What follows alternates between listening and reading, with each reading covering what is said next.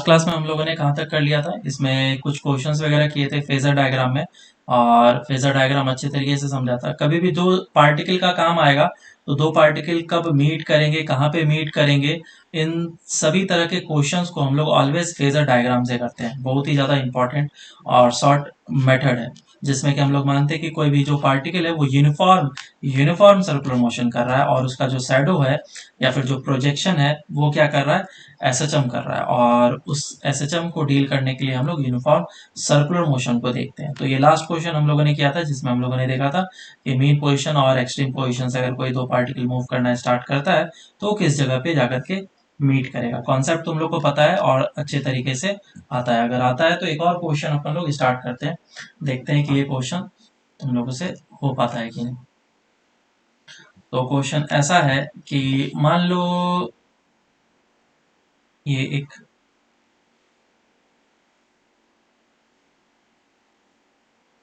दो पार्टिकल है, एसएचएम कर रहा है। ये मेन पोजीशन दोनों पार्टिकल का सेम है, और एक्सट्रीम पोजीशन भी दोनों का सेम है, एम्पलीट्यूड दोनों का सेम है, फ्रीक्वेंसी भी सेम है। सेम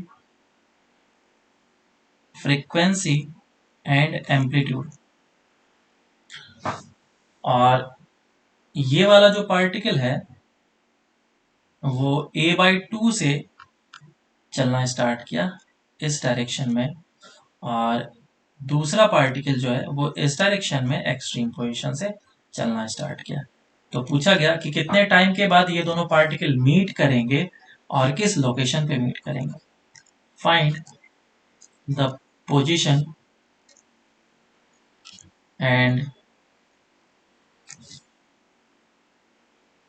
टाइम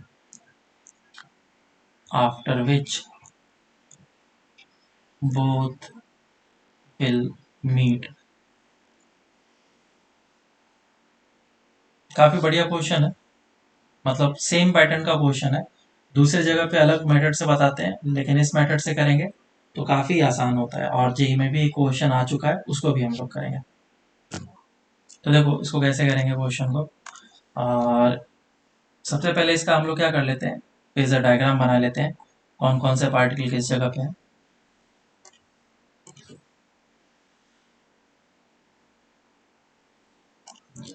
तो जो पार्टिकल है एक तो a/2 से स्टार्ट हुआ है,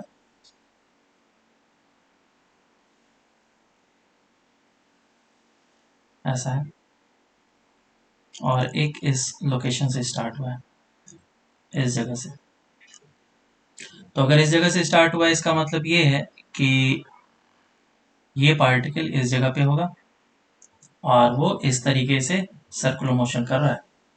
दूसरा जो पार्टिकल है वो a/2 से स्टार्ट हुआ है, और अगर मैं कोई भी एसएचएम कराता हूँ तो इस तरीके का होता है, first part, second part, third part, fourth part. तो ये जो पार्टिकल है अभी इस तरीके से रिटर्न हो रहा है, इसका मतलब वो फोर्थ पार्ट में, और फोर्थ पार्ट में होता है तो लोकेशन ये बनता है ना। तो इन दोनों का फ्रीक्वेंसी सेम है, तो दोनों का जो ओमेगा होगा वो भी सेम होगा, मतलब टाइम पीरियड क्या होगा, दोनों का सेम होगा। और इन दोनों के बीच में एंगल कितना होगा, अगर ये डिस्टेंस तुम्हारा दिया गया है दैट इज a/2, और लेट से दिस एंगल इज थीटा, और ये हो जाएगा a/2, ये हो जाएगा a, तो ये हो जाएगा a cos theta and a sin theta. a sin theta is a/2, so theta is equal to 30 degree, और ये एंगल कितना है, 90 डिग्री। तो टोटल एंगल कितना हो गया इन वन दोनों के बीच में, ट्वेंटी 120 डिग्री। क्या ये 120 डिग्री कभी कम हो सकता है क्या, नहीं। दोनों का एंगुलर फ्रीक्वेंसी मतलब यूनिफॉर्म सर्कुलर मोशन कर रहा है, कांस्टेंट ओमेगा है, तो इन दोनों के बीच में कभी भी एंगल चेंज नहीं हो सकता है। इसको एक तुम रॉड की तरह एज्यूम करो, ये एक रॉड है, और दोनों एक जगह से पास तभी होगा जब मैं उन दोनों का शैडो एक ही लोकेशन पे मानूंगा, बराबर कुछ ऐसा। तो मैं एक और सर्कल पे फेसर बना करके दिखा रहा हूँ कि वो उस जगह पे मीट कर गया, ऐसा। तो जहां पे भी मीट करेगा, एक बात तो तय है कि इन दोनों के बीच का जो एंगल है वो तो चेंज नहीं हो सकता। और सिमेट्री से हमें पता चल रहा है कि ये एंगल को अगर मैं अल्फा बोल लूं तो ये भी एंगल अल्फा होगा। टोटल कितना होना चाहिए? 180 डिग्री। 180 में से 120 तुमने घटा दिया, तो 2 अल्फा कितना होना चाहिए? 60 डिग्री। तो अल्फा कितना होना चाहिए? 30 डिग्री। हाँ या ना? तो अल्फा निकल के आ गया 30 डिग्री। तो बेसिकली ये जो पॉइंट है या फिर ये जो भी पार्टिकल है वो कितना एंगल रोटेट किया? कितना एंगल रोटेट किया? 60 डिग्री, है ना? 60 डिग्री रोटेट किया है। और 60 इज इक्वल टू हम लोग क्या लिखेंगे? Omega into T. तो उतना एंगल रोटेट करने में इसको कितना टाइम लगा, ये हमें निकालना है बस। तो 60 which is pi by 3 omega 2 pi by capital T into time. बस इसे सॉल्व करना है अच्छे तरीके से, टाइम आ जाएगा t/6। और पोजीशन कितना पे होगा? तो देख के ही लग रहा है ये 30 डिग्री है, ये भी 30 डिग्री है, सिमेट्रिकल पोजीशन। तो a/2 पे होगा। मेरी बात समझ में आएगी या नहीं आएगी? हाँ सर, समझा। ठीक है। तो ये एक बढ़िया सा क्वेश्चन जो कि हम लोगों ने काफी आसानी से कर दिया। इसको देखो, करने का एक और तरीका होता है कि तुम x1 as a function of time लिखो, दूसरा x2 as a function of time लिखो, और एक टाइम ऐसा आएगा जब दोनों का x1 और x2 क्या हो जाएगा? Position same. तो x1 और x2 को क्या कर लो? इक्वल कर लो। और इस इक्वेशन को जब हम लोग सॉल्व करेंगे, तो सॉल्व करने के बाद फिर हमारा टाइम आ जाता है t/6, जो भी टाइम है ऊपर। खैर ये मेथड जो है हमारा थोड़ा बेकार मेथड होता है, क्योंकि मेहनत करना पड़ता है, कैलकुलेशन वगैरह ज़्यादा करना होता है। नेक्स्ट क्वेश्चन करते हैं। क्वेश्चन ऐसा है, मैं इसे लिख करके देता हूँ। सर ऊपर का स्क्रीन दिखाओ ना। सर वो 60 डिग्री कैसे है बताने का? कौन सा 60 डिग्री? समझ में नहीं आया। ये जो ये जो पार्ट ओमेगा टी की वैल्यू 60 डिग्री है। ये जो पार्टिकल है ए, वो कितना एंगल रोटेट किया? वो बताओ मुझे, कितना एंगल रोटेट किया? 60 डिग्री, हाँ। 60 डिग्री। यही 60 डिग्री ये है ना? मुझे क्या निकालना है? 60 डिग्री रोटेट करने में कितना टाइम लगा, मतलब कि वो उतना डिस्टेंस ट्रेवल करने में कितना टाइम लगाया, मुझे ये निकालना था। ठीक है क्या? या फिर तुम इधर से भी देख सकते हो कि ये जो पार्टिकल बी है उसको इस डायरेक्शन में मूव करने में कितना टाइम लगा, इस जगह पे आने में कितना टाइम लगा, तो उसके लिए वो कितना एंगल रोटेट किया? 60 डिग्री। वापस से वो भी चीज वही है।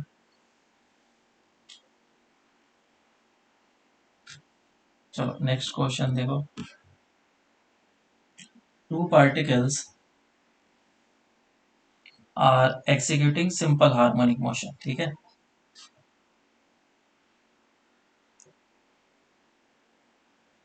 For forming SHM. दो पार्टिकल एसएचएम कर रहा है जिसका एम्पलीट्यूड एंड फ्रीक्वेंसी सेम है। Same amplitude and frequency, F कर लो या ओमेगा कर लो, दोनों सेम है, along x axis।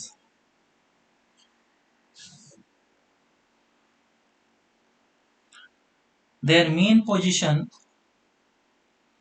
their mean position is separated by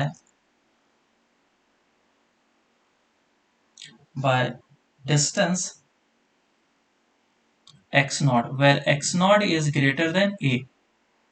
ठीक है, x naught जो है वो एम्पलीट्यूड से बड़ा है। if maximum separation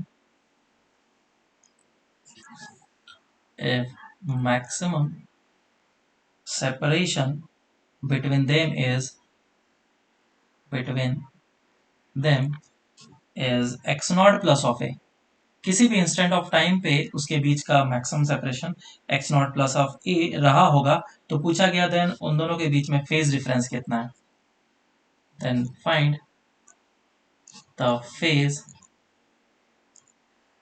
difference between them. Solve करो, बढ़िया क्वेश्चन एकदम। देखो इस क्वेश्चन के लिए मुझे क्या करना है, दो तरीके से हम लोग इसको कर सकते हैं, लेकिन मैं पहले बताता हूँ सिंपल मेथड, लेकिन समझने वाला है। अगर दिमाग नहीं लगाओगे तब समझ लो फिर नहीं हो पाएगा। क्वेश्चन समझाने में तो ऐसा बोल रखा है कि ये दो एसएचएम कर रहा है पार्टिकल, और दोनों का जो मीन पोजीशन है वो सेपरेटेड है। कितने डिस्टेंस से सेपरेटेड है? एक्स नॉट से। मैं ऊपर कर लेता हूँ। और कोई भी पार्टिकल है जो कि एसएचएम कर रहा है, तो एक फेजर इसका बनेगा और एक फेजर इसका बनेगा। दोनों का सेम एम्पलीट्यूड है, दोनों का रेडियस सेम होना चाहिए।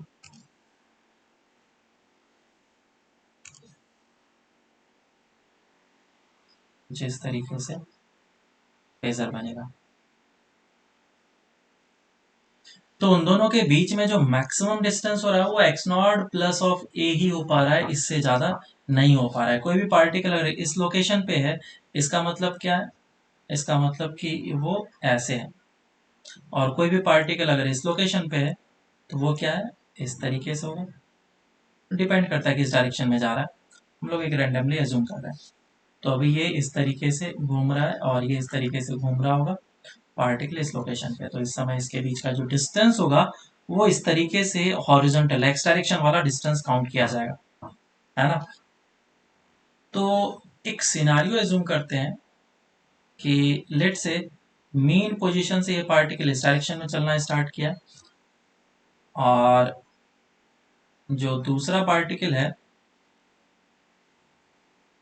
वो एक्सट्रीम पोजीशन से चलना स्टार्ट किया। अगर ऐसा सिचुएशन होता है तो आसानी से इन दोनों के बीच का डिस्टेंस कितना हो जाता है? ए हो जाता है। मेरी बात समझ में आई कि नहीं? ये फर्स्ट और ये सेकंड, बोलो। अभी इस हाँ, इंस्टेंट पे कितना होगा इन दोनों के बीच का डिस्टेंस? एक्स नॉट प्लस है। एक्स नॉट प्लस ऑफ ए। बस मुझे इतना मेक श्योर करना है कि इन दोनों के बीच का डिस्टेंस जो है इससे ज्यादा ना बढ़े कभी भी। अगर मैं वो प्रूफ कर दूं तो मेरा आंसर सही हो जाएगा, और मैं बोल दूंगा कि हाँ ये तो अभी जीरो फेज में है और ये कितने फेज पे है? पाई बाई टू फेज पे है, तो इन दोनों के बीच का फेज डिफरेंस कितना हो जाएगा? Pi by two. तो हमारा आंसर ऐसा होना चाहिए। लेकिन प्रॉब्लम ये है कि ज्यादातर स्टूडेंट इसी तरीके से सोचते हैं और वो आंसर गलत कर देते हैं। तो ये आंसर गलत इसलिए है क्योंकि अगर तुम मान लो कि इसको टाइम लगा यहाँ से इस जगह तक पहुंचने में, कितना टाइम लगेगा? T by four, T by four, T by four, 3t/4। अब दूसरे वाले का करते हैं। दूसरे वाले को 3t/4 में कहाँ पे पहुंच जाएगा वो? t/4 में इस जगह पे पहुंचेगा, t/4 में इस जगह पे पहुंचेगा, और दूसरे एक और t/4 में इस जगह पे पहुंच जाएगा। तो पार्टिकल का लोकेशन है ये वाला और इसका लोकेशन है ये वाला, और इन दोनों के बीच का डिस्टेंस अभी क्या है? दोनों का मेन पोजीशन के बीच का डिस्टेंस तो एक्स नॉट ही है, बिल्कुल। और अभी ये कितना डिस्टेंस है? ए है। तो बिल्कुल अभी x not plus of A maximum distance है। जब एक्सट्रीम पोजीशन पे पार्टिकल होता है तो इसकी जो वेलोसिटी होती है वो बहुत ही कम होती है, और जब कोई भी पार्टिकल मीन पोजीशन पे होता है तो उसकी वेलोसिटी बहुत ही ज्यादा होती है। तो एक छोटे से इंटरवल ऑफ टाइम में, छोटे से इंटरवल ऑफ टाइम में ये ज्यादा डिस्टेंस ट्रेवल करेगा, और इस छोटे से इंटरवल ऑफ टाइम में ये जो डिस्टेंस ट्रेवल करेगा वो काफी छोटा सा होगा, क्योंकि यहाँ पे तो वेलोसिटी जीरो है, एक्सेलरेशन ज्यादा है। तो अब अगर मैं इसका डिस्टेंस काउंट करूं तो ये जो डिस्टेंस है वो इससे ज्यादा हो जाएगा। तो ये हमारा सिचुएशन हाँ सर। वैलिड नहीं हो पाएगा, फिर तो गलत हो गया। तो मुझे हमेशा क्या करना है? एक सिमेट्रिकल लोकेशन ढूंढना है, और ज्यादातर मैक्सिमम होने के जो चांसेस होते हैं वेलोसिटी उस लोकेशन पे जहाँ पे रिलेटिव जीरो। तो मैंने सिमेट्री के हिसाब से इस बात को देखा कि दोनों के मीन पोजीशन के बीच का जो डिस्टेंस है वो एक्स नॉट ऑलरेडी है ही, और अगर मैं a/2 इसको इस तरफ दे दो और a/2 डिस्टेंस इसको इस तरफ दे दो, तो टोटल डिस्टेंस कितना हो जाएगा अब इन दोनों पार्टिकल के बीच में? x0 plus of a/2, sorry x0 plus of a, इतना डिस्टेंस हो जाएगा। और ये हमारा हमेशा मैक्सिमम रहेगा। तो अब ये एंगल कितना हो जाएगा? अगर इसको मैं थीटा बोलूँ तो ये हो जाएगा a sine theta is equals to a/2, a cancel out, so sine theta is equals to 1/2, so theta is equals to 30 degree. और ये भी एंगल उतना ही होगा, तो इन दोनों के बीच में फेज डिफरेंस कितने का हो जाएगा? That will be of 60 degree. तो phase difference will be equals to 60 degree which is equals to π/3। ये है इसका आंसर। ये स्मार्ट मेथड अगर तुम्हारा दिमाग अच्छे तरीके से चला तो तुम्हारा आंसर आ जाएगा। और एक लेबर वाला मेथड है, उसको भी हम लोग कर सकते हैं। अगर कुछ नहीं आता है तो भी हम लोग कर सकते हैं। x1 जो है उसका, सर 1 मिनट ऊपर दिखाओ ना ये लो, सर। x1 जो होगा वो x1 का वैल्यू कितना हो जाएगा? a sine of omega T plus π1। मैं इक्वेशन लिख रहा हूँ, ठीक है।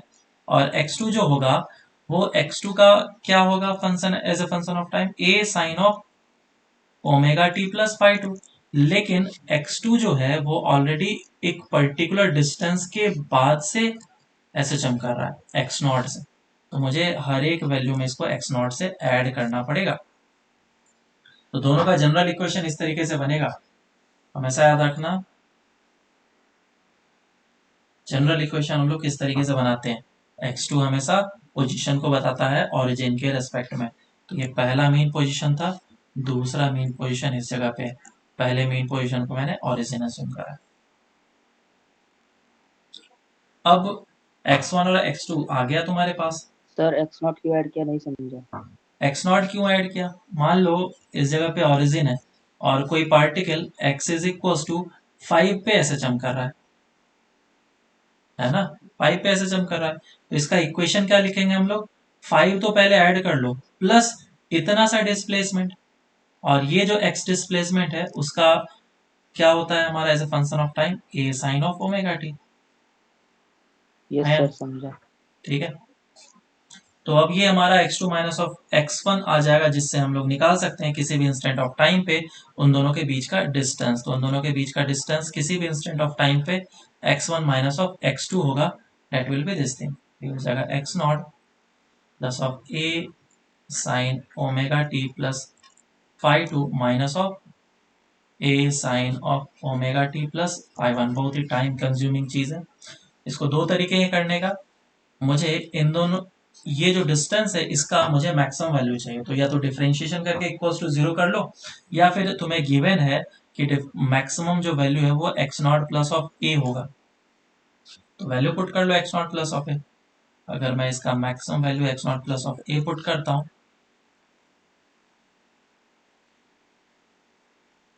phi2 minus of a sine omega T plus phi1, इधर से x0 कैंसिल आउट हो जाएगा और a बचेगा।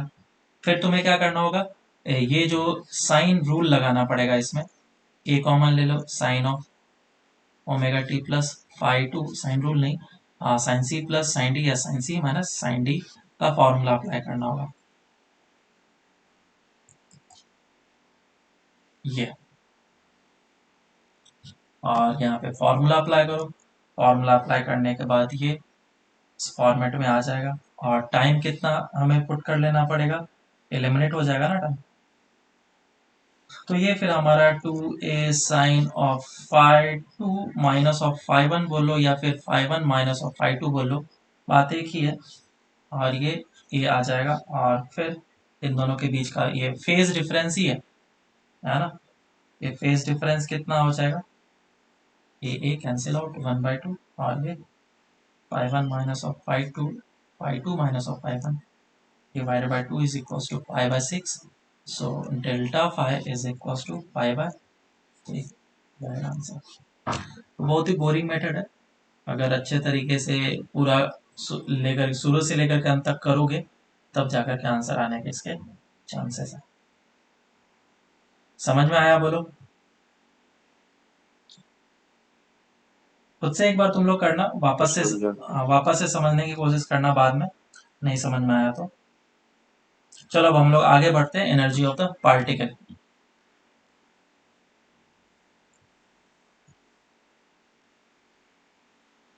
Energy of particle in A system.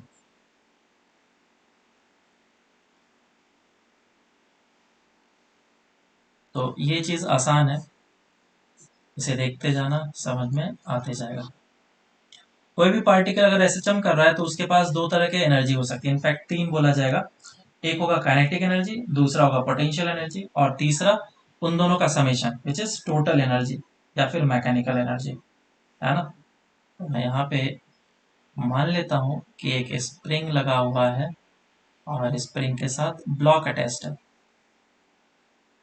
और स्प्रिंग मास सिस्टम हम लोग आज ही स्टार्ट कर लेंगे, और वहां से मेन हम लोग का एसएचएम स्टार्ट होता है। तो मान लो ये मेन पोजीशन है और ये डिस्प्लेस्ड है थोड़ा सा, और इसका एक्सट्रीम पोजीशन इस जगह पे है, नेगेटिव एक्सट्रीम पोजीशन इस जगह पे होगा। तो इस लोकेशन पे अगर ये डिस्प्लेस्ड है एक्स डिस्टेंस, तो क्योंकि स्प्रिंग स्ट्रेस्ड है तो इसके पास होगा पोटेंशियल एनर्जी, और क्योंकि इसके पास वेलोसिटी है, इस डायरेक्शन में वेलोसिटी होगी तो इसके पास होगी काइनेटिक एनर्जी, ऐसा। और दोनों का मैं फंक्शन चाहूँ तो लिख सकता हूँ, x as a function of time किस तरीके से लिखते हैं, a sine of omega T plus five भी हम लोग चाहे तो लिख सकते हैं, डिपेंड करता है time t is equal to zero से वो किस जगह से स्टार्ट हुआ है। Velocity as a function of time कैसे लिखेंगे, v is equal to omega a cos omega T plus five naught, ये आ जाएगा। अब energy of particle in SHM देख रहे हैं, तो पहला हम लोग कवर करेंगे काइनेटिक एनर्जी।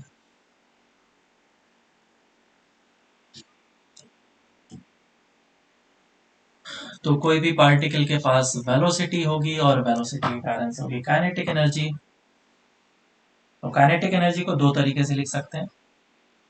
क्या होता है काइनेटिक एनर्जी का formula, half M V square.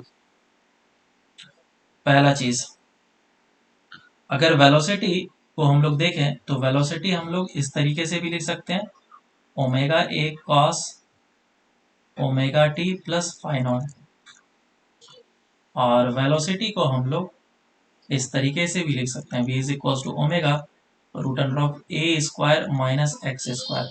ये फॉर्मूला बहुत ही ज्यादा इंपॉर्टेंट है, अच्छे अच्छे क्वेश्चन में ये बहुत ज्यादा यूज होता है ये फॉर्मूला।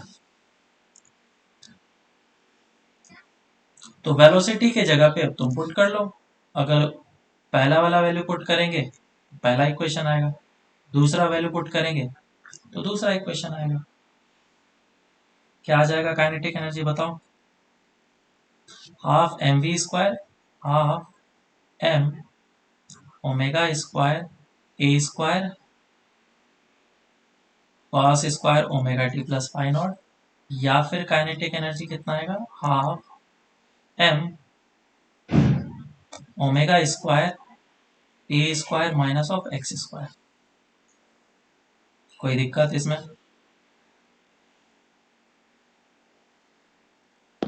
No sir.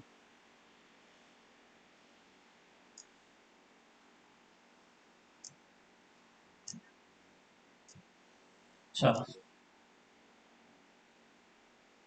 तो काइनेटिक एनर्जी का फ्रीक्वेंसी कितना होगा, क्योंकि कोई भी चीज पीरियोडिक अगर होती है तो उसकी हम लोग टाइम पीरियड बताते हैं, है ना। और टाइम पीरियड किसी भी चीज का है तो उसका फ्रीक्वेंसी हम लोग बताते हैं। तो अगर ये पार्टिकल एसएचएम परफॉर्म कर रहा है तो इसका फ्रीक्वेंसी कितना है, एफ है।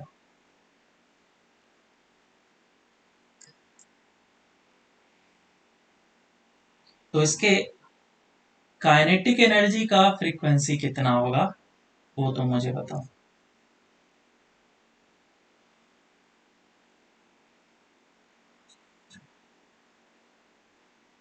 बोलो कैसे निकलेगा। अगर कोई भी फंक्शन कॉस में होता है या साइन में होता है तो उसे हम लोग पीरियोडिक बोलते हैं ना, बार बार अपने वैल्यू को रिपीट करेगा। तो मैं इसी चीज को वापस से देखना चाहता हूँ कि कितने टाइम के बाद वो रिपीट कर रहा है कॉस वाला। इसको बताओ कॉस स्क्वायर थीटा का फॉर्मूला क्या होगा?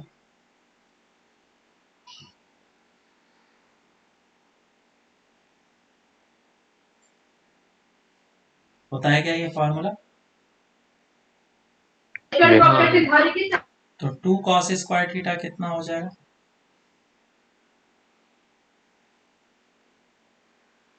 इतना हो जाएगा, और 2 से डिवाइड करना है, डिवाइड कर लो। ये ऐसा, बस कंसंट्रेट करो इस थीटा पे। ये है इसका थीटा, ये है इसका थीटा यहाँ पे। और अब अगर काइनेटिक एनर्जी में आएगा तो क्या 2 थीटा हो जाएगा, और 2 थीटा होगा तो क्या 2 omega T plus 2 phi naught होगा।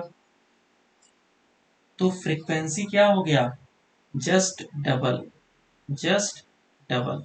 तो यहाँ पे मैं फ्रीक्वेंसी जो बोलूंगा वो क्या हो जाएगा? Omega is equals to 2 pi F होता है, क्योंकि तुमने ओमेगा को डबल कर दिया तो फ्रीक्वेंसी भी हो जाएगा डबल। तो जो भी एसएचएम का फ्रीक्वेंसी है उसका डबल फ्रीक्वेंसी होगा kinetic energy of the particle का जो एसएचएम परफॉर्म कर रहा है। बात समझ में आई या नहीं आई? ये ऊपर से निकल गया ये, ठीक है। तो नेक्स्ट इज, ये हमारा काइनेटिक एनर्जी हो गया। अब हम लोग देखते हैं पोटेंशियल एनर्जी। पोटेंशियल एनर्जी, तो पोटेंशियल एनर्जी का फॉर्मूला क्या होता है? वो जो स्प्रिंग हम लोगों ने लिया उस स्प्रिंग के कारण से जो पोटेंशियल एनर्जी फॉर्मूला होगा that will be half of K X square. तुम बोलोगे सर इससे पहले तो हम लोग स्प्रिंग नहीं लगा रहे थे, उसमें तो हमारा पार्टिकल ऐसे जंप कर रहा था। तो लेकिन वहां पे कोई भी जो भी फोर्स था वो एक कंजर्वेटिव फोर्स था, और उस कंजर्वेटिव फोर्स के कारण से ही वो एक स्टेबल इक्विलिब्रियम में ऐसे जंप कर रहा है। और अगर कोई कंजर्वेटिव फोर्स होता है तो वहां पे क्या होता है? पोटेंशियल एनर्जी होता है। तो इनडायरेक्ट वे में स्प्रिंग लगाओ या फिर फोर्स के कारण से पोटेंशियल एनर्जी लिखो, बात एक ही। और पोटेंशियल एनर्जी पोटेंशियल एनर्जी का जो फॉर्मूला होगा that will be equals to half of K X square.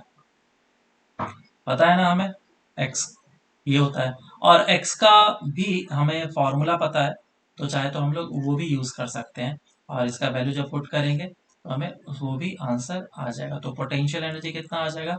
Half of K X square. और याद करो ओमेगा जो हम लोगों ने एज्यूम करा, रूट अंडर ऑफ क्या यूज किया? के बाय एम। तो हम लोग क्या बोल सकते हैं अगर स्क्वायर कर लें तो M omega square will be equals to के।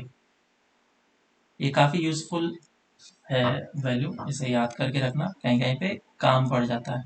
तो पोटेंशियल एनर्जी का फॉर्मूला हमारा ऐसा आ जाएगा half of M omega square X square. So this is potential energy as a function of X, और potential energy as a function of time भी हमारा निकल सकता है, जो कि मैं नीचे लिख रहा हूँ। So potential energy will be equals to half of K X square, K की जगह पे एम ओमेगा स्क्वायर लिख लेता हूँ। एक्स का वैल्यू हमें पता है A sine of omega T plus five, तो ये हो जाएगा A square sine omega T plus phi not square हो जाएगा।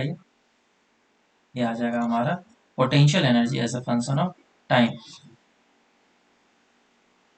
हालांकि ज़्यादातर क्वेश्चन आए नहीं है potential energy as a function of time पे, लेकिन फिर भी हमें याद होना चाहिए। अगर एवरेज वगैरह पूछ ले तो हम लोग एवरेज निकाल पाएंगे। अब आती है बारी टोटल एनर्जी की। Third is total energy. तो टोटल एनर्जी क्या होता है? Potential energy plus kinetic energy. Total energy और mechanical energy is basically equals to the potential energy plus of kinetic energy. Potential energy का फॉर्मूला क्या है? Half of M omega square X square. Kinetic energy कितना है? Half of M omega square A square minus of X square. और इन दोनों को हम लोग अगर अच्छे तरीके से ऐड करें तो फाइनल जो रिजल्ट निकल के आएगा वो आएगा half of M omega square A square. So this is the formula of total energy. अगर ध्यान से देखिए तो टोटल एनर्जी जो है वो हमारा कांस्टेंट है, वो चेंज नहीं हो रहा है. चेंज हो रहा है क्या टोटल एनर्जी? ना तो एम चेंज हो सकता है, ना ही ओमेगा चेंज हो सकता है, ना ही एम्पलीट्यूड चेंज हो सकता है. तो ये सारे वैल्यूज चेंज नहीं हो सकते हैं. So total energy will be constant. और होना भी चाहिए. अगर कोई भी कंजर्वेटिव फोर्स में, कंजर्वेटिव फील्ड में कोई भी पार्टिकल घूम रहा है तो उसका पोटेंशियल एनर्जी होगा. पोटेंशियल एनर्जी काइनेटिक एनर्जी में जाएगा, काइनेटिक एनर्जी पोटेंशियल एनर्जी में जाएगा, और ये इंटर कन्वर्टेबल होगा और ये हमेशा के लिए चलते जाएगा. ठीक है. टोटल एनर्जी इसीलिए हमारा कंजर्व होता है या फिर कांस्टेंट होता है. अब इसमें एक ग्राफ हम लोग देखते हैं. ज्यादातर तुम लोगों ने देख के ही रखा होगा ग्राफ. करेंगे.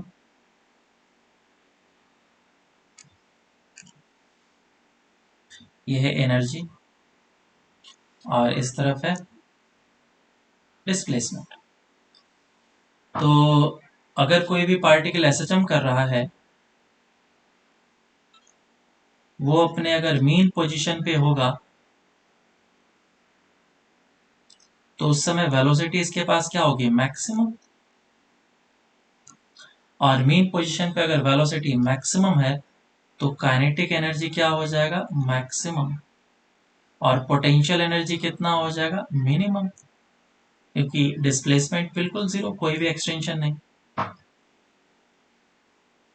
दूसरा, इस जगह पे एक्सट्रीम पोजीशन पे, तो एक्सट्रीम पोजीशन होता ही तब है जब वेलोसिटी जीरो होती है. तो काइनेटिक एनर्जी कितनी हो जाएगी? जीरो हो जाएगी. और पोटेंशियल एनर्जी इस जगह पे कितना हो जाएगा? मैक्सिमम हो जाएगा. सेम वे में इस एक्सट्रीम पोजीशन पे भी हम लोग क्या बोल सकते हैं कि काइनेटिक एनर्जी हो जाएगी तुम्हारी जीरो और पोटेंशियल एनर्जी हो जाएगा मैक्सिमम. लेकिन कोई भी इंस्टेंट ऑफ टाइम पे अगर हम लोग देखें तो टोटल एनर्जी जो होगा that will be the summation of potential energy plus kinetic energy, और उसका जो वैल्यू होगा वो always half of M omega square A square होगा, अगर सिर्फ और सिर्फ कंजर्वेटिव फोर्सेस उस पर लग रहे हैं तो. अब बात करते हैं इसके मिनिमम के बारे में. मिनिमम क्या ऑलवेज जीरो होगा? जरूरी नहीं है. अगर एक्सटर्नल फोर्स लग रहा है तो स्प्रिंग ऑलरेडी थोड़ा सा एक्सटेंडेड होगा, तो पोटेंशियल एनर्जी जीरो इस जगह पे तो नहीं हो पाएगा. ज्यादातर केस में हम लोग क्या बोलते हैं कि नेचुरल लेंथ से स्टार्ट हुआ है पार्टिकल, ऐसे चम कर रहा है, तो इसीलिए हमारा क्या होता है? पोटेंशियल एनर्जी जीरो होता है. तो ऐसा भी हम लोग एज्यूम करके चल रहे हैं. तो टोटल एनर्जी तो हमारा चेंज होगा नहीं. टोटल एनर्जी अगर चेंज नहीं होगा तो वो एक स्ट्रेट लाइन होगा और उसकी एनर्जी फिक्स होगी, that will be half of M omega square A square. ये टोटल एनर्जी है. चाहे मैं प्लस ऑफ ए तक जाऊं या फिर माइनस ऑफ ए तक जाऊं, which is extreme position. Minus of A is negative extreme position and plus of A is positive extreme position. अब तुम मुझे ये बताओ, ये जो फंक्शन है ये कैसा है? सर्कल है, इलिप्स है, स्ट्रेट लाइन है, कैसा है equation? Parabola, hyperbola, ellipse, circle, कैसा है? बताओ ये इक्वेशन कैसा दिख रहा है?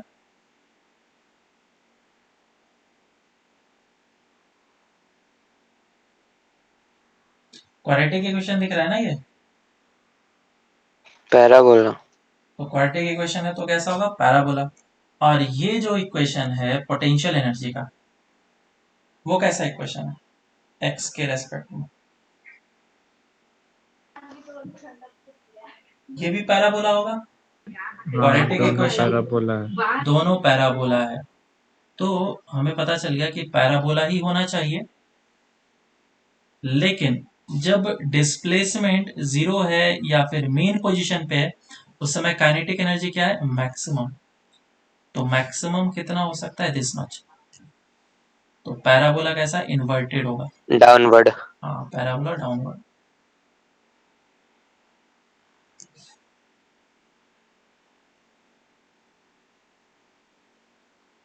इस तरीके से।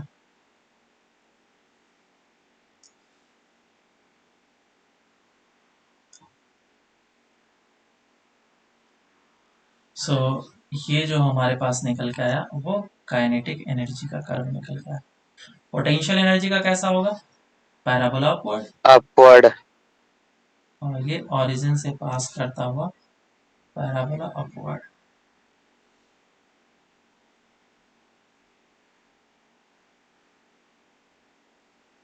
ऐसा। सो दिस इज पोटेंशियल एनर्जी का कर्व। चलो, तो क्वेश्चन पूछा गया कि ये जो लोकेशन है उसका x का वैल्यू क्या होगा। क्वेश्चन पूछा गया find the value of x for which both the graph intersect.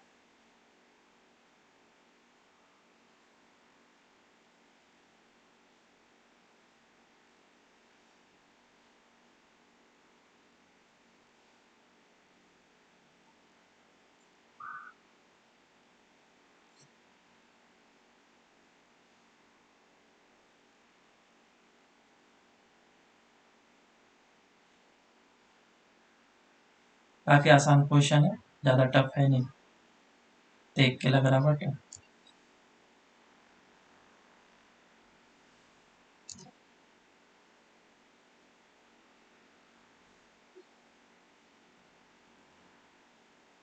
क्या आंसर आ रहा है?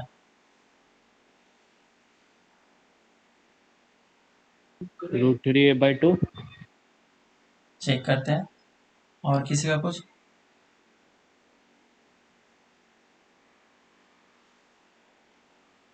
चलो सॉल्व करते हैं। वो जो लोकेशन है, क्या मैं उस लोकेशन पे पोटेंशियल एनर्जी और काइनेटिक एनर्जी का मैग्नीट्यूड सेम बोल सकता हूँ?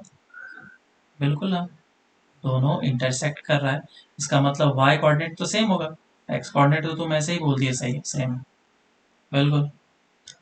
तो potential energy plus of kinetic energy होता क्या है? Total energy.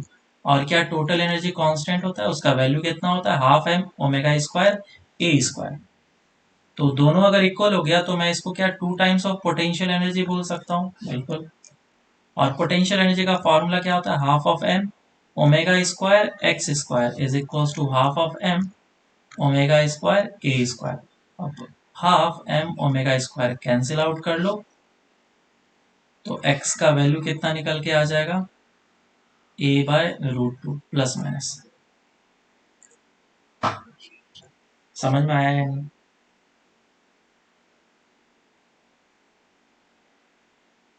बोलो। Yes sir. हाँ, सिंपल क्वेश्चन है, कुछ खास टफ दिया नहीं है मैंने अभी। इसी पे बेस्ड एक ऐसा ही एक और question, find the velocity of the particle where the potential energy is 3 times of kinetic energy। Solve करो। एम्पलीट्यूड ए दिया गया है और एंगुलर फ्रीक्वेंसी ओमेगा दिया गया है। तो देखो क्वेश्चन एग्जैक्टली सेम पैटर्न का है, एग्जैक्टली सेम तरीके से क्वेश्चन को करेंगे हम लोग। Potential energy plus of kinetic energy का वैल्यू कितना हो जाएगा summation? That will be equals to half of M omega square A square. और पोटेंशियल एनर्जी और काइनेटिक एनर्जी में रिलेशन दिया है, तो where the potential energy is 3 times of kinetic energy. तो पोटेंशियल एनर्जी का मैं अगर वैल्यू पुट कर लूँ, that is equals to 3 times of kinetic energy plus kinetic energy is equals to half of M omega square A square. तो हो जाएगा 4 times of kinetic energy. तो यहाँ पे मैं kinetic energy as a function of velocity भी put कर सकता हूँ, या velocity as a function of X, कुछ भी पुट कर सकता हूँ। तो मैं पुट कर रहा हूँ half of M V square, क्योंकि मुझे वेलोसिटी निकालने के लिए बोला गया है। तो ये हाफ एम कैंसिल आउट हो जाएगा, तो वेलोसिटी कितना हो जाएगा, omega square A square divided by 4 का root under which is omega A by 2। यह हमारा आंसर है। ठीक है क्या? डिस्प्लेसमेंट निकालने के लिए दिया होता तो डिस्प्लेसमेंट भी निकाल सकते थे, लेकिन उस समय काइनेटिक एनर्जी का फॉर्मूला क्या पुट करते हैं हम लोग, half of M omega square A square minus of, square हाँ इससे डायरेक्ट निकल जाता। नहीं तो अगर हमने ये वेलोसिटी निकाल लिया है तो अब इधर से मैं x भी निकाल सकता हूँ। कौन सा फॉर्मूला यूज करके, v is equal to omega root under of A square minus of X square. बात एक ही, क्लियर है क्या? चलो नेक्स्ट क्वेश्चन करो।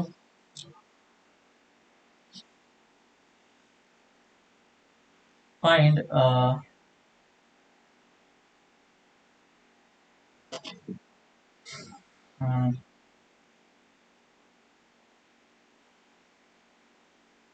एक मिनट, क्वेश्चन एवरेज, चल ठीक है। Find average kinetic energy of the particle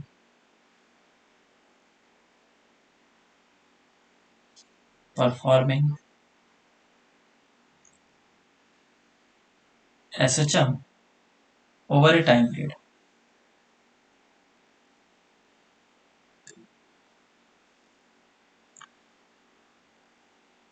over a time period, और घर से करके लेके आना, over a displacement over an amplitude.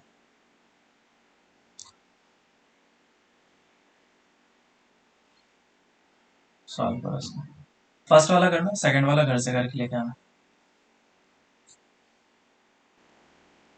तो देखो इस क्वेश्चन के लिए हमें क्या करना है, सिंपल सा एक फॉर्मूला अप्लाई करना है, और किसी भी फंक्शन का एवरेज निकालने का फॉर्मूला हमें पता होना चाहिए। कोई सा भी फंक्शन, फंक्शन ऑफ एक्स हो, फंक्शन ऑफ टाइम हो, कुछ भी हो सकता है।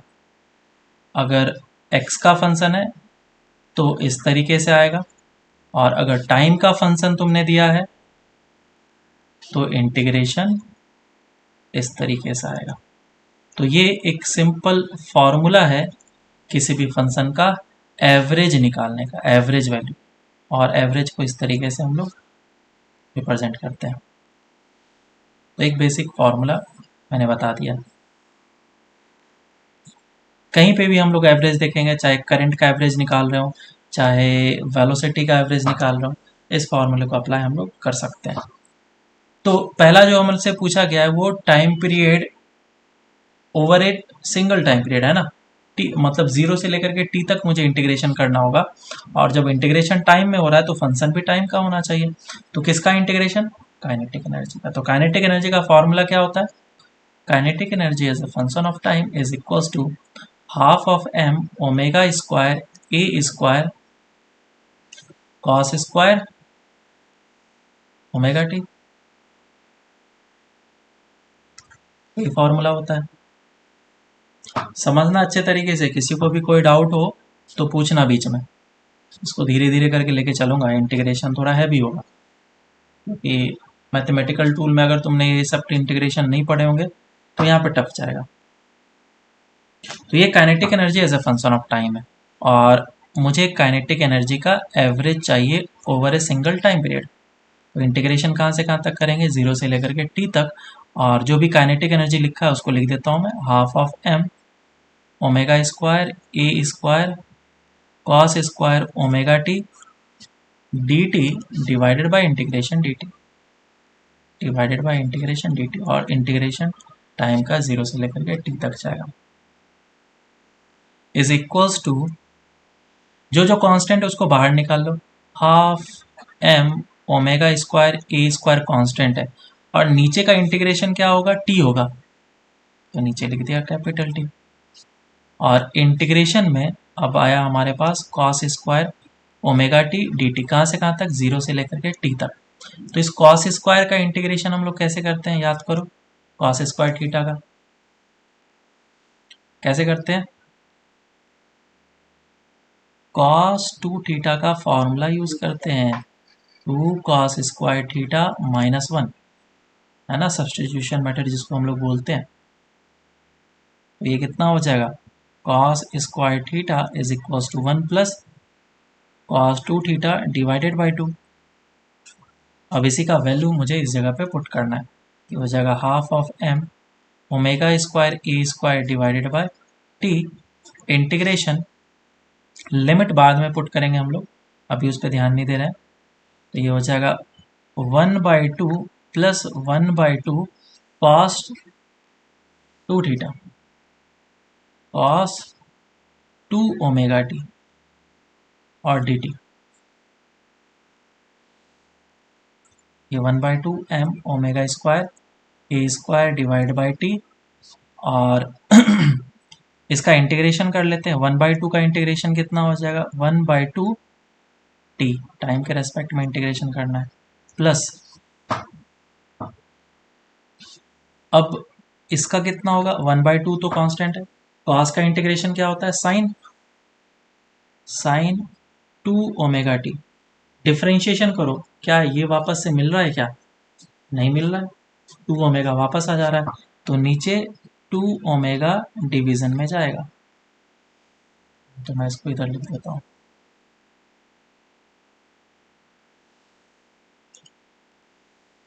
डिवाइडेड बाय 2 ओमेगा, ये इंटीग्रेशन हुआ। और अब इस इंटीग्रेशन में लिमिट पुट करेंगे 0 से लेकर के टी तक, 0 से टी तक।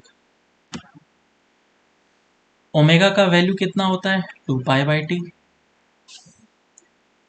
अभी तो इसको मैं ऐसे रहने देता हूँ, M omega square A square divided by 2t, और जब इसमें पुट करेंगे, एक बार 0 पुट करेंगे तो 0 हो जाएगा, और जब टाइम t पुट करेंगे तो ये हो जाएगा t/2 प्लस हाफ, इसके अंदर 2 ओमेगा है, उसको बाहर निकाल लेता हूँ, 4 ओमेगा हो जाएगा। और अब पुट कर रहा हूँ साइन 2 ओमेगा का वैल्यू 2 पाई टी, और टाइम का वैल्यू कितना आ जाएगा, पहले अपर लिमिट ये हो जाएगा, और माइनस साइन 0। बताओ साइन 0 का वैल्यू कितना होता है, 0, 0 और इसका वैल्यू कितना होगा,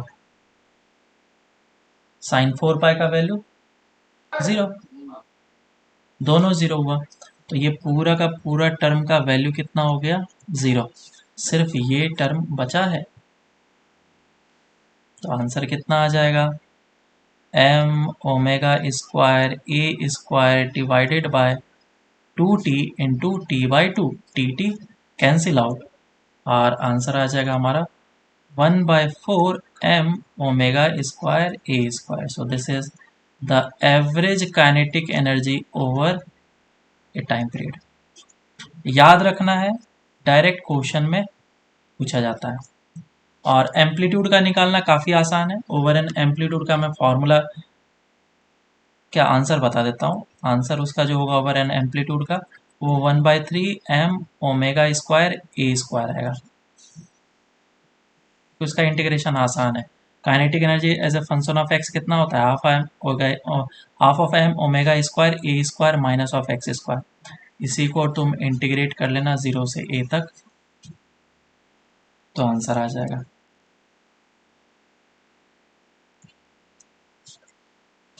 ठीक है,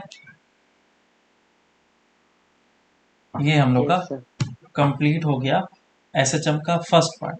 अब एसएचएम का सेकंड पार्ट स्टार्ट होता है, that is spring mass system, और यहाँ से एसएचएम का मेन काम स्टार्ट होता है। ये सब जो थे कैलकुलेशन वाले पार्ट थे, इससे क्वेश्चन रिलेटिवली कम आते हैं। इसमें अगर फॉर्मूला बेस्ड क्वेश्चन आना हो तो ऊपर से आ सकते हैं। अब जो हम लोग स्टार्ट करने जा रहे हैं, spring mass system, advance level question इससे बहुत ज़्यादा बनते हैं।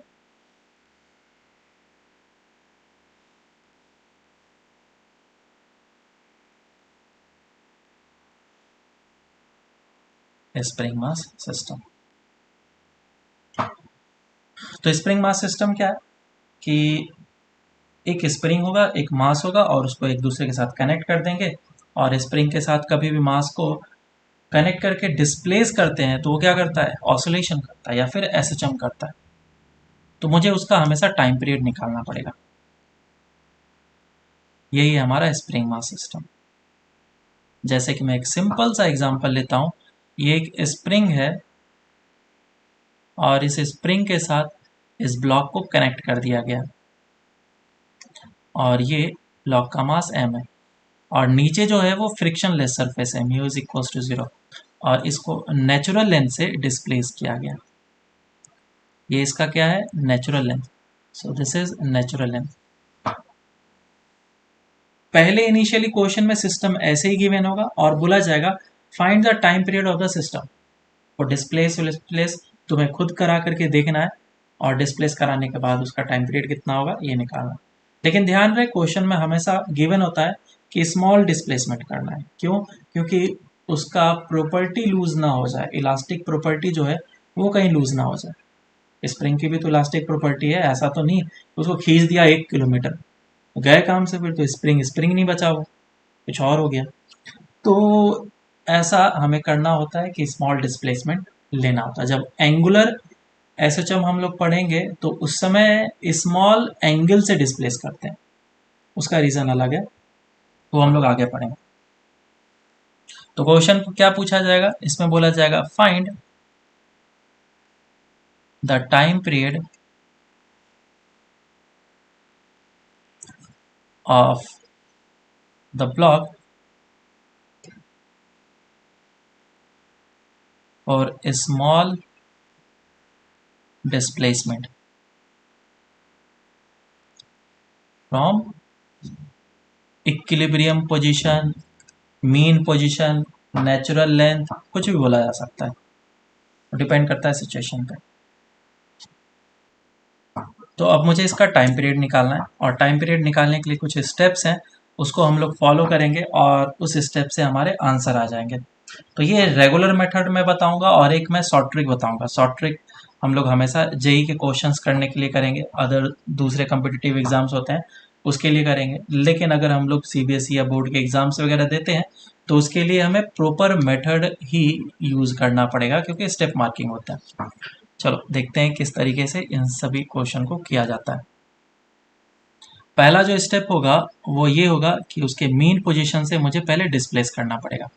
तो लेट से ये इसका इक्विलिब्रियम पोजीशन है या फिर मीन पोजीशन है। अगर पार्टिकल ऑलरेडी डिस्प्लेस्ड है तो find out the equilibrium position और the mean position. Step 1,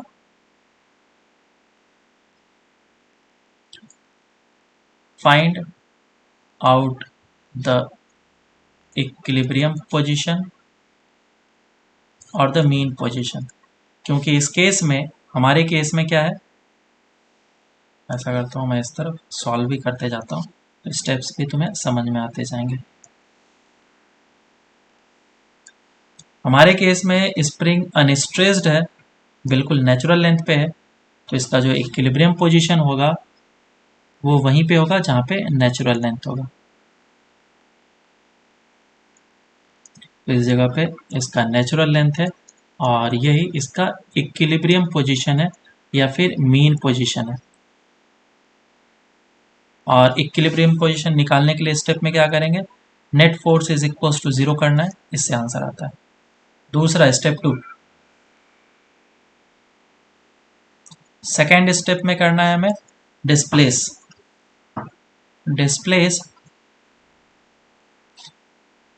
mass by x amount. ठीक है, तो मैं इसको क्या कर रहा हूँ, x अमाउंट से डिस्प्लेस कर दे रहा हूँ। तो मेरा पार्टिकल किधर आ गया, इस जगह पे आ गया, m मास जो है वो इस लोकेशन पे आ गया। थर्ड स्टेप में क्या करना है, अब उस पर net force is equal to mass into acceleration लगाना है। स्टेप थर्ड, क्या हो गया इसका,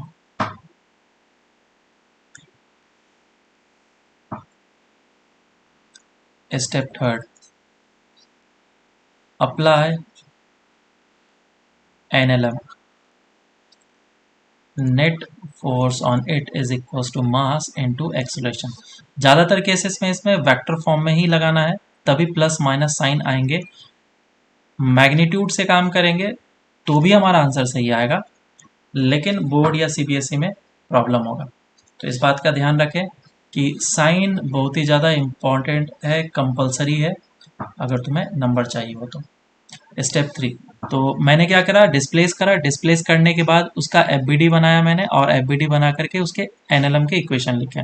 क्योंकि एक्स अमाउंट से स्प्रिंग डिस्प्लेस कर चुका है तो इस पे लगेगा स्प्रिंग फोर्स के एक्स, और F net is equals to mass into acceleration. Vector form में देंगे तो मुझे डायरेक्शन देना पड़ता है, तो ऑलवेज उस डायरेक्शन को पॉजिटिव एज्यूम करना है जिस डायरेक्शन में डिस्प्लेसमेंट तुमने दिया है। स्टूडेंट इसी जगह पे मिस्टेक करता है। तो सबसे पहला चीज, तुमने इस डायरेक्शन में डिस्प्लेसमेंट दिया तो this direction will be taken as positive, this direction will be taken as negative. तो फोर्स किस डायरेक्शन में लग रहा है, नेगेटिव डायरेक्शन में लग रहा है, तो फोर्स को मैं लिखूंगा minus of kx is equals to mass into acceleration. So acceleration will be equals to minus of k by m into x. ये बहुत ही सिंपल क्वेश्चन है, इसीलिए तुम्हें लग रहा होगा सर ये सब तो आता ही है, लेकिन वेट, स्टेप 4, स्टेप 4 में क्या करना है, एनएलएम के इक्वेशन लगा दिया, compare acceleration with a is equal to minus omega square X. इस इक्वेशन से तुम्हें कंपेयर करना है, और फिर लास्ट स्टेप, अगर तुमने कंपेयर कर लिया तुम्हारा ओमेगा आ गया, ओमेगा आ गया तो तुम टाइम पीरियड निकाल सकते हो। Step 5, find omega and find time period. तो अब मैं इस जगह पे एक्सेलरेशन को कंपेयर कर लेता हूँ। Acceleration is equals to minus omega square X, ये इक्वेशन है मेरे पास। इसको अगर मैं कंपेयर करूँगा नीचे वाले से तो ओमेगा कितना आ जाएगा, रूट अंडर ऑफ के बाय एम, और ओमेगा का फॉर्मूला क्या होता है, 2π/t is equals to root under of के by M. So time period कितना आ जाएगा, time period will be equals to 2π root under of m/k। इस फॉर्मूले को याद कर लो अच्छे से, ये फॉर्मूले, ये जो फॉर्मूला है तुम्हारा पीछा नहीं छोड़ेगा, हर एक टाइम यूज़ होगा, इलेक्ट्रोस्टैट में भी यूज़ होगा, आरबीडी में भी यूज़ होगा, कहीं पे भी जाओ ये फॉर्मूला बहुत ज़्यादा यूज़ होता है। Time period is equals to 2π root under of m/k, where m is mass, k is spring constant, 2π is constant, t is time period। ठीक है, तो ये हमारे स्टेप्स होंगे फाइनल, और इसी तरीके से हर एक क्वेश्चन को करना है। तो ये तो काफ़ी ज़्यादा इजी है ना। लेकिन अभी रुको, दूसरा क्वेश्चन दे रहा हूँ, अब उस क्वेश्चन को तुम इस प्रोसेस से करना स्टार्ट करो। क्वेश्चन ऐसा है कि ये एक ब्लॉक है, और इस ब्लॉक को मैं एक स्प्रिंग से कनेक्ट करके रखा हूँ, और ये अभी पूरा का पूरा सिस्टम इक्विलिब्रियम है। अब बोला गया कि if the mass is slightly displaced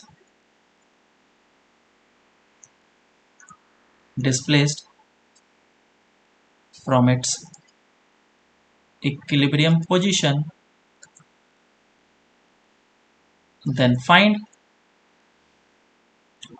find time period. तो इसको हम लोग दोनों तरीके से करेंगे, एक प्रॉपर मेथड से करेंगे और एक शॉर्ट ट्रिक से भी करेंगे। सॉल्व करो जल्दी से तुम लोग। चलो तो अब इसको सॉल्व करते हैं हम लोग। तो सबसे पहले हम लोग क्या करेंगे, ये जो भी चीज़ दिया गया है इसका एफबीडी बनाएंगे। तो ये स्प्रिंग से कनेक्टेड है, और अभी ये इक्विलिब्रियम पोजीशन मुझे फाइंड आउट करना है। पहला देखो स्टेप 1 क्या लिखा है, find out the equilibrium position. इसका इक्विलिब्रियम पोजीशन कहाँ पे होगा, नेचुरल लेंथ इस जगह पे होगा, और इस नेचुरल लेंथ से वो क्या होगा, डिस्प्लेस्ड होगा, और नेचुरल लेंथ से कितना डिस्प्लेस्ड होगा, उस वैल्यू को मैं x0 एज्यूम कर लेता हूँ।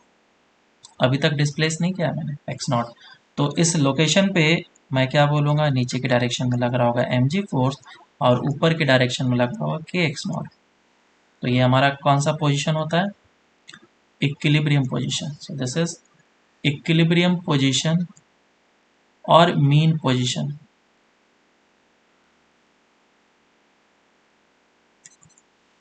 और M G is equals to हम लोग डालेंगे के एक्स नॉट, इधर से एक्स नॉट का भी वैल्यू आ जाएगा, X not is equals to M G by K. तो ये वैल्यू मेरा निकला एक्स नॉट का। सेकेंड स्टेप क्या है, डिस्प्लेस करो उसको। तो मैंने क्या किया, इसको डिस्प्लेस किया, नीचे की डायरेक्शन में डिस्प्लेस। कितना डिस्प्लेस करना है, छोटा सा अमाउंट, और उसको ऑलवेज एक्स एज्यूम करना है। तो मेन पोजीशन से मैंने एक्स अमाउंट इसको डिस्प्लेस किया, और डिस्प्लेस करने के बाद वो इस लोकेशन पे आ गया। और जब इस लोकेशन पे आएगा तो इस पर मैं फिर से net force is equals to mass into acceleration का फॉर्मूला लगाऊंगा। तो नीचे की डायरेक्शन में क्या लग रहा होगा, एम जी लग रहा होगा, और ऊपर की डायरेक्शन में क्या लग रहा होगा, स्प्रिंग फोर्स। और स्प्रिंग फोर्स जो होगा वो टोटल नेचुरल लेंथ से डिस्प्लेस्ड डिस्टेंस पे लगता है, ये जो भी डिस्टेंस है नेचुरल लेंथ से यहाँ से। सो this is basically x not plus of x. तो ये कितना फोर्स लगाएगा, एफ इज इक्वल्स टू के X not plus of X, और इसका एक्सेलरेशन होगा। तो इस पर मुझे क्या करना है, सेकेंड स्टेप में net force is equals to mass into acceleration का फॉर्मूला अप्लाई करना है। लेकिन ध्यान रहे, जिस डायरेक्शन में डिस्प्लेसमेंट करते हैं उस डायरेक्शन को पॉजिटिव लेंगे और अपोजिट डायरेक्शन को नेगेटिव। तो इस पे दो फोर्सेस लग रहे हैं, एक एम लग रहा है और एक के एक्स लग रहा है। एम जो है वो पॉजिटिव डायरेक्शन में लग रहा है तो मैं इसको प्लस एम लिखूंगा, के एक्स नेगेटिव डायरेक्शन में लग रहा है तो K X not plus of X इस तरीके से लिखा जाएगा, is equals to mass into acceleration आ जाएगा। इधर से मैं एक्स नॉट का वैल्यू पुट कर सकता हूँ, और जब मैं वैल्यू पुट करूंगा तो ये कुछ ऐसा आ जाएगा, माइनस होगा minus of K X is equals to M A, और क्योंकि ये दोनों वैल्यू एग्जैक्टली सेम है सो एक्सेलरेशन का जो वैल्यू आया मेरा निकल के वो एग्जैक्टली सेम आएगा।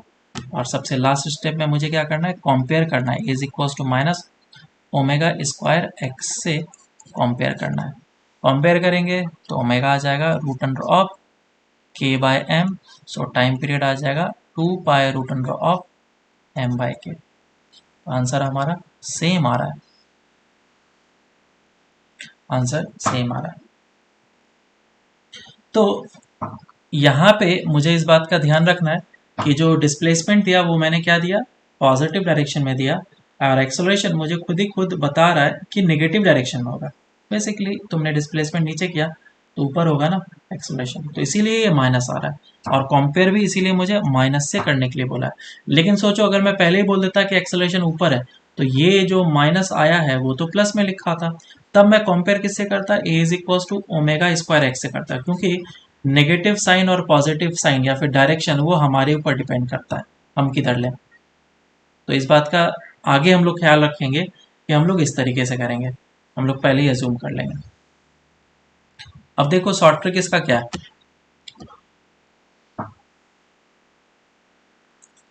हमें F is equal to mass into acceleration करना है, लेकिन जो F होना चाहिए वो एक्स्ट्रा फोर्स लिखना है हमें। कौन सा एक्स्ट्रा फोर्स, जब डिस्प्लेस कर देंगे, इस लोकेशन पे था तो कौन कौन से फोर्सेस लग रहे थे, नीचे की डायरेक्शन में mg लग रहा था, ऊपर की डायरेक्शन में के एक्स नॉट लग रहा था, और जब मैं इसको x अमाउंट से डिस्प्लेस कर दिया तब यहाँ पे आने के बाद कौन कौन से फोर्सेस अब लग रहे हैं, एक mg लग रहा है, ऊपर की डायरेक्शन में के एक्स नॉट लग रहा है और के एक्स भी लग रहा है। तो दो फोर्सेस ऐसे हैं जो कि पहले भी लग रहा था अभी भी लग रहा है, तो मुझे इन फोर्सेस को नहीं देखना है, मुझे वो फोर्स को देखना है जो कि अभी नया आया है डिस्प्लेसमेंट करने के बाद। तो ये है हमारा short trick, F extra force is equal to mass into acceleration, और एफ एक्स्ट्रा में आएगा K X is equal to mass into acceleration. हमने यहाँ पे माइनस में नहीं साइन लिया क्योंकि हमें पता है कि एक्सेलरेशन ऊपर होगा तो नेगेटिव साइन देने की जरूरत नहीं है।